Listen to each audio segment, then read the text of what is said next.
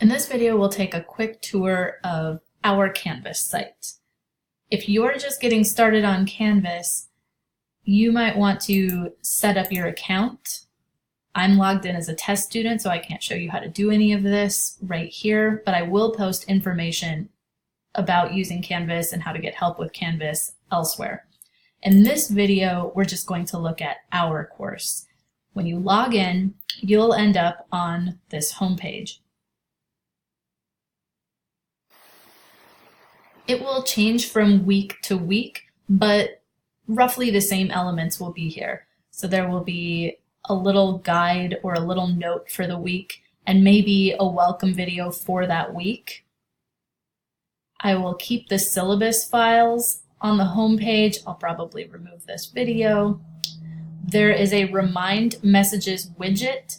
When I send an announcement by Remind, it will automatically post it here.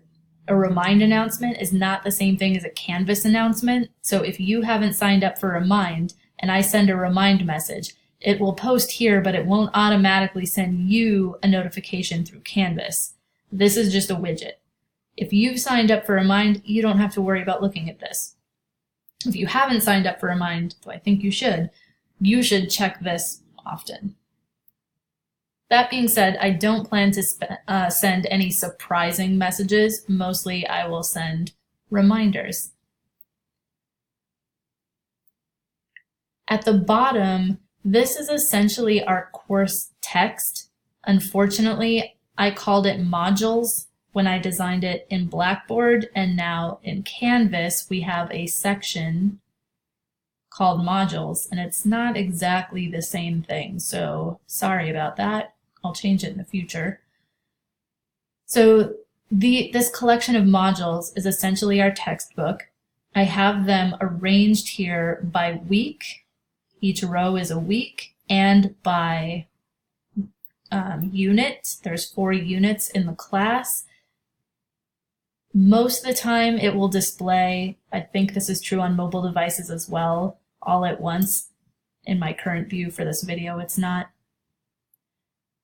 But let's take a look at what I'm talking about here. So let's look at Unit 1, Section 1 on arguments.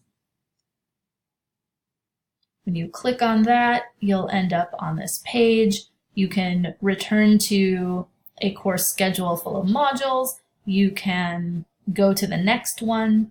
You can see the description and learning objectives, the text for this module, and practice exercises with solutions are here, PDFs of the text and practice exercises. So if you click on that, you'll see a PDF with the text for this week or for this module. There's a lecture video. There's an interactive practice exercise video. Anytime you see a video with these little boxes, it means it pauses to ask you questions. There's a Quizlet with definitions, a Quizlet with practice exercises. I will use Quizlet throughout the course, but warning, most of the time Quizlet shouldn't be used like memorization flashcards. It's just a convenient way to post exercises with solutions. Okay, so that is what a module of material looks like. And that's all organized down here. Now, I will always have this on the home page, but this isn't necessarily how you will navigate to the material.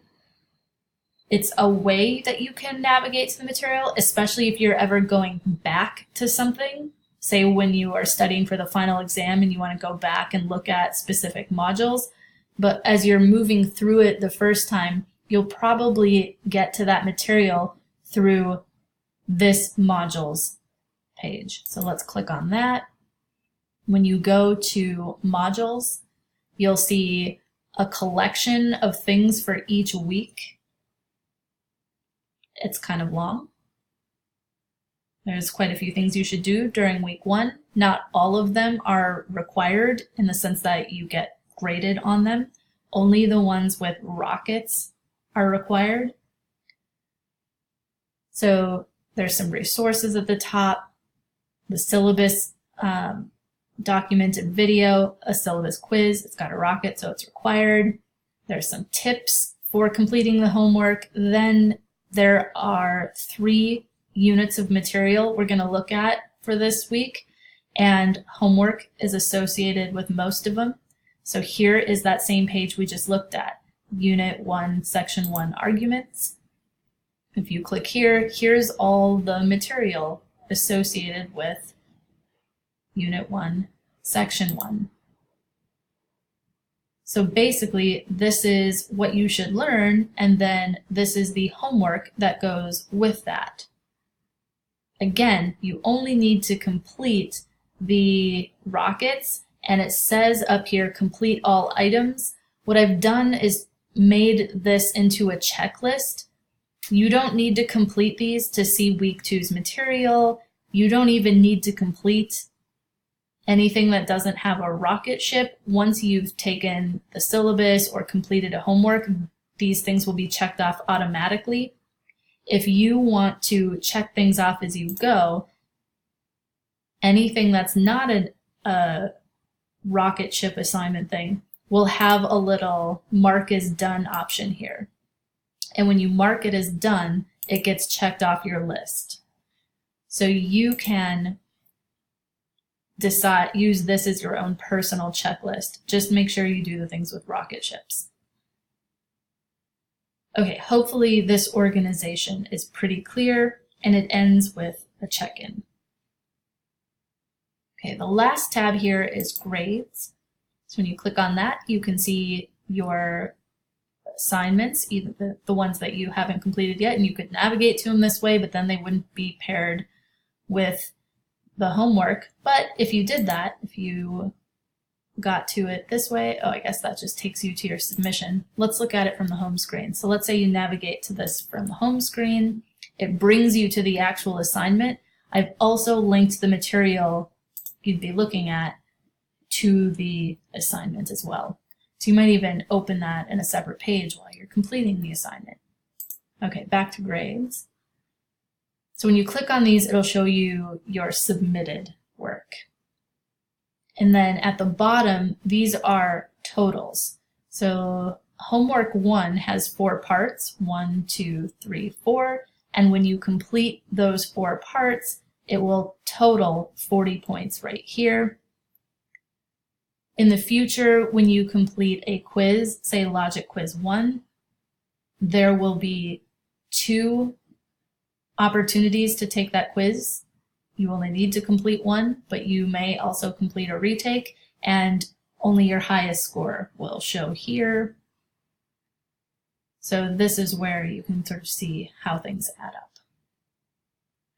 Right now, nothing has feedback on it, but when it does have feedback, there'll be a little bubble here that looks like a conversation bubble, and you can click on that to see feedback.